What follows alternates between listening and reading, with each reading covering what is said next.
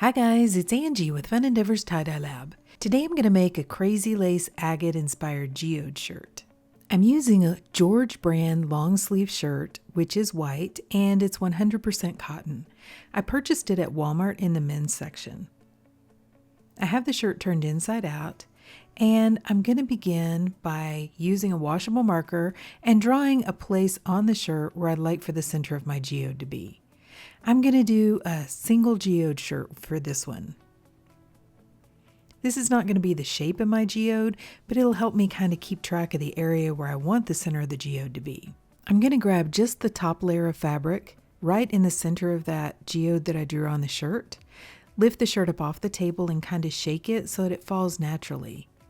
Then, because this is long sleeves and they're kind of hanging out there pretty far below the rest of the shirt, I'm going to fold them up into the rest of the shirt and start tying from the end, or what are going to be the outer rings or outside of the geode. I think it's easier to get a more natural looking geode if I start tying from the outside. Sometimes if you start trying to tie your geode from the center of the geode going outward, it's a little bit easy to get that geode to look more like a bullseye. And though a bullseye design is cool, that's not what I'm going for with this shirt. I'm also going to kind of rough up the fabric as I'm tying it. I want to tug on the fabric, make a few extra wrinkles in the fabric, pull part of it down, fold part of it over, just keep it as messy as I can. And when the geode is finished, that's going to make it look more natural because it's going to put all these weird folds and areas in the shirt that are going to make little pockets in the fabric, and the dye is going to go in part of those pockets and not in part of those. Just trust me, it'll look really cool. If you're somebody who's kind of messy with tying your tie-dyes, then geodes are probably a great design for you because the messier you tie them, honestly, the better they look. When I'm tying the geode, I'm also varying the distance between the lines. I don't want all of the rings of the geode to be exactly the same distance apart. So I'm making part of them further apart, part of them closer together. And as I get closer to that center part of the geode, I am really roughing up the fabric a little bit extra because I want the center of this geode to be cool looking. So whenever you're doing the centers, with this one in particular, I'm going to divide it into a couple of different sections. I'm not going to just put one single center in the center of the geode. I'm going to divide it into a couple of areas, and that makes the center look even more interesting. Really, you can use your creativity and do these geodes however you want to. The more unique, the more natural, the more just random they are, the better they look. When I get real close to the center, I'm going to start poking part of that fabric in there. That's going to make some extra little pockets in the fabric, and it's going to make some cool looking areas in that center.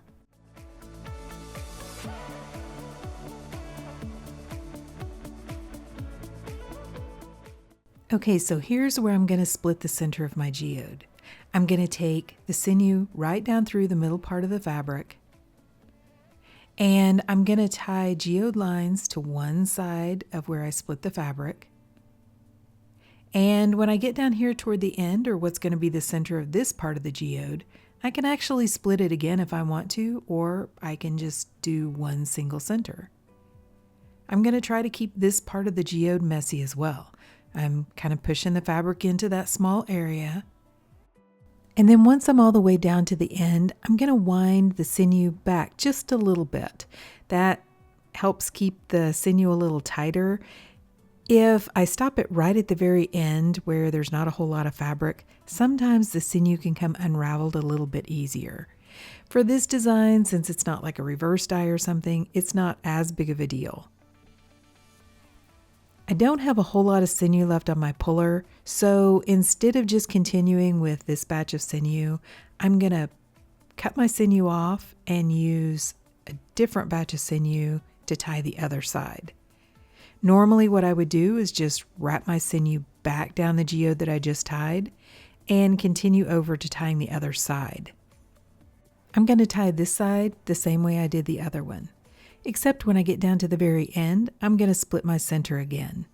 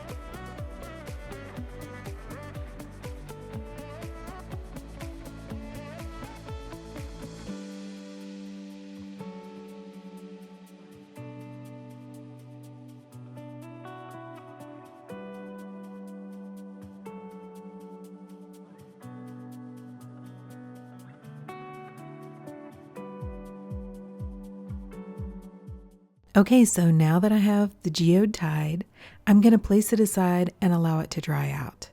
I get better color saturation in the center of my geode if I wait to apply the dye until it's fully dry.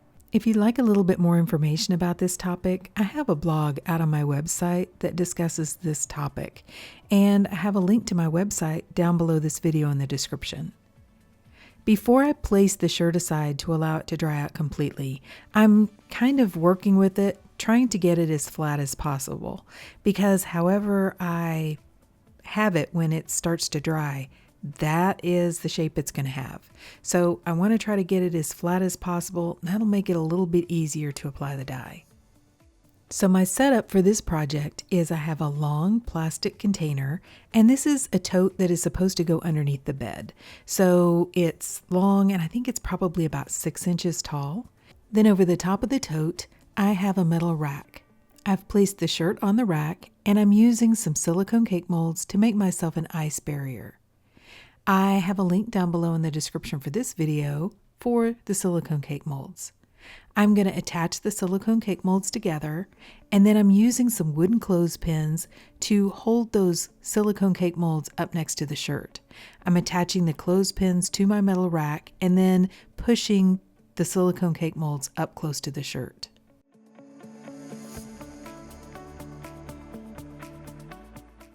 Because the shirt is completely dry, I have some soda ash solution that I've placed inside of a squirt bottle, and I'm going to lightly spray the top of this fold so that the dye will stick a little bit better. It won't fly around as much, and I won't lose as much into the container down below.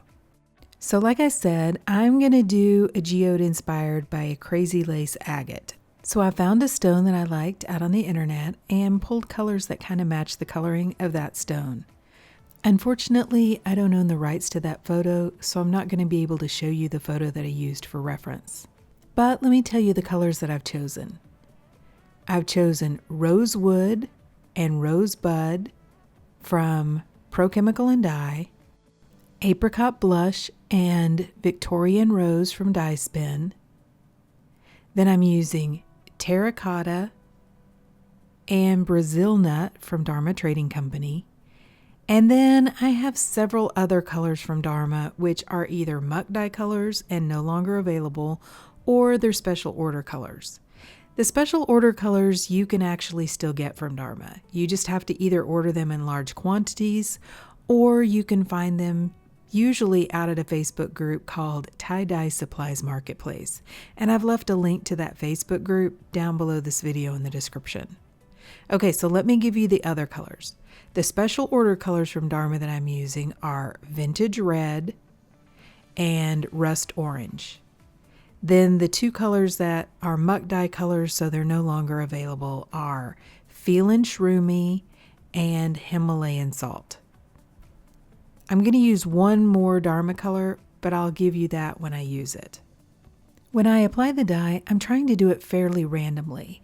I do have several colors that are kind of close, so I'm trying to split those up and not put them side by side. And I'm applying the dye either to the sections in between the sinew lines, or I'm actually adding dye across the sinew lines. Maybe adding a couple of colors to a section, placing colors directly on the sinew lines, just trying to be really random with it. It's harder than you think to be random and to try to mix up the colors where you don't get colors that are too similar right up next to each other. I know I'm using quite a few colors on this shirt, and I know several of them are colors that most tie-dyers don't just have. So, feel free to substitute colors, add in some new colors. I just had these, so I decided to use them. I'm also adding quite a bit of dye to each one of the sections because this would be kind of a nightmare to try to flip it over and apply dye to the other side, because I have truthfully been so random with this shirt. I have no idea what the colors are and where they are without having to sit and watch the video back. So I'm going to add plenty of dye the first time, and then I can just force more of the dye to go down through the shirt without having to turn the shirt over and add more dye to the back side. If I was just doing, say, 2 or 3 colors, it might not be so difficult. But with the geodes and the randomness of them, I like to add plenty of dye the first time.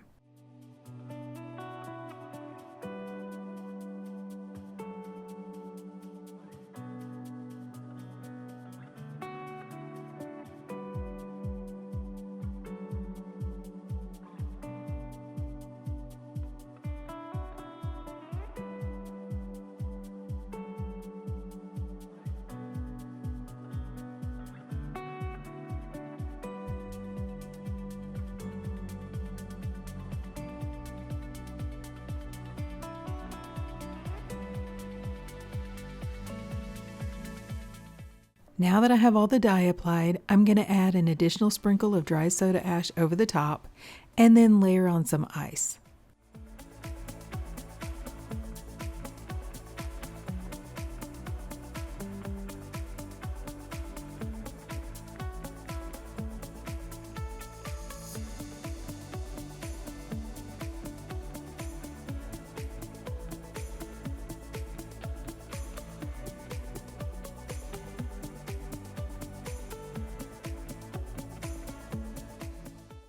After I get the ice on the shirt, I'm going to go back and I'm going to add some ecru from Dharma Trading Company over the top of the ice. And I'm going to add quite a bit of dye.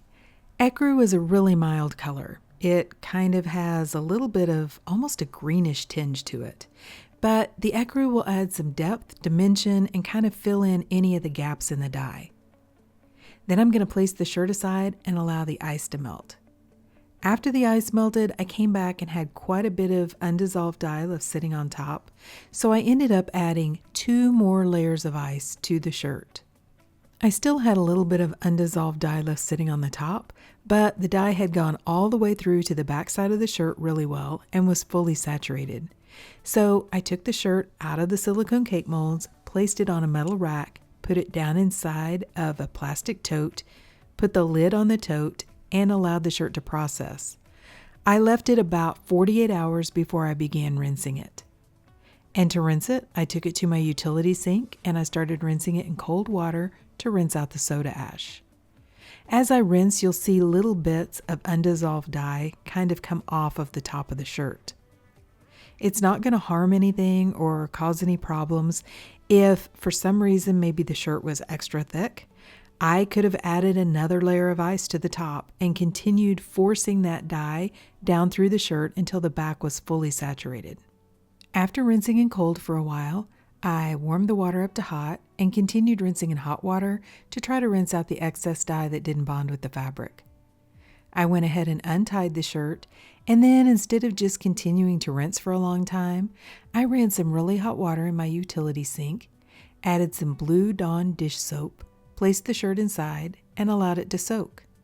When the water cooled off, I changed it out, and I continued that soaking process until my water was remaining almost clear.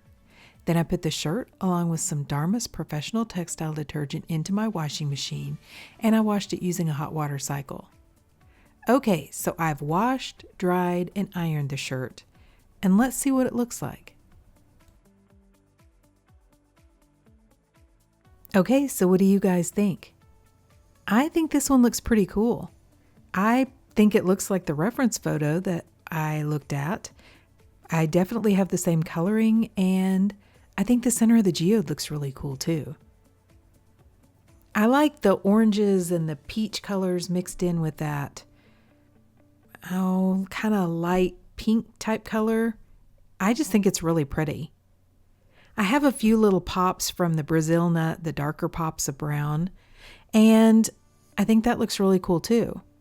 If you notice the strange little shapes that I have, like the little circles with dye in the center of them and other weird little shapes, that's from really messing up that fabric when I was tying the shirt. And then when you get to the center of the geode, that part is from roughing that fabric up, kind of folding it in. I do have quite a bit of little white areas, and I think part of the reason for that is because I had it tied really tight. I tied that area really tight, and I think that maybe it just had a little bit more difficulty getting the dye down through that part. My center was most definitely dry. I left this shirt probably 2 weeks before I actually applied the dye, so it was definitely fully dry. But you know, I don't really mind it, because if you saw the photo that I was referencing, it does have a lot of white in that part of the geode, so I think it looks cool. I like the watercolor part on the back too. That big stripe of kind of pink that goes down. I like how it's really soft in there, and the darker reddish brown just kind of blends into it. That's where I added 2 different colors to one of those sections between the sinew lines. And I think that looks really cool right there. I do have a couple of little, I don't know, what looks almost like another little geode on the back of the shirt too, which that wasn't really intentional, but I think it's kind of cool. So I really love this shirt. I think it looks really pretty. I think, you know, the colors in this shirt would be great for fall or winter, and I think it looks like a Crazy Lace Agate myself. But what do you guys think? Please drop me some comments down below and let me know. And if you've enjoyed the video, I sure would appreciate it if you would like it, and if you'd subscribe to my YouTube channel. If you'll hit the bell, you'll receive a notification whenever I upload a new video. Thank you all for watching, and I hope you have a great day.